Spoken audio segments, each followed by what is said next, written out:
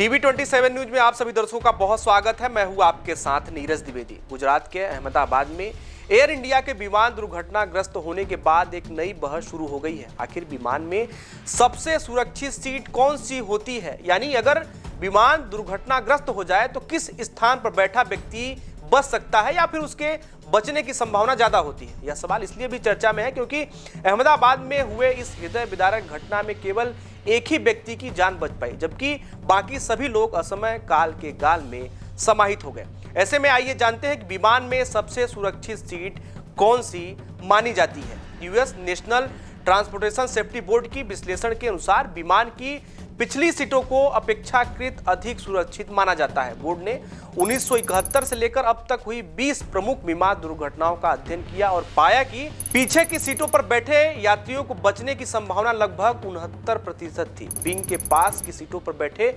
यात्रियों की बचने की संभावना 59% थी, जबकि आगे की सीटों पर यह संभावना सिर्फ 49% रह गई। इसके पीछे वैज्ञानिक कारण भी है।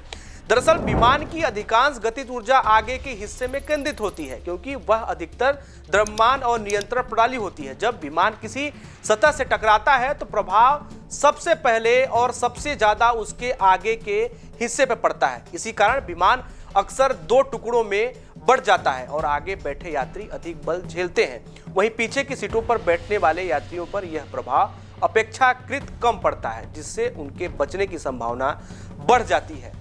इस खबर के माध्यम से हमारा यह दावा नहीं है कि विमान में पीछे बैठा हर व्यक्ति निश्चित रूप से सुरक्षित रहेगा, लेकिन हमने जो जानकारी आपके साथ साझा की वह विभिन्न रिपोर्टों और विश्लेषणों पर आधारित है। यह भी ध्यान रखना जरूरी है कि विमान दुर्घटनाओं में बचने की संभावना कई कारकों पर निर्भर करती है। उम्मीद है कि आपको यह जानकारी उपयोगी लगी होगी। ऐसी ही जानकारी भरी खबरों के लिए देखते रहिए TV27 न्यूज।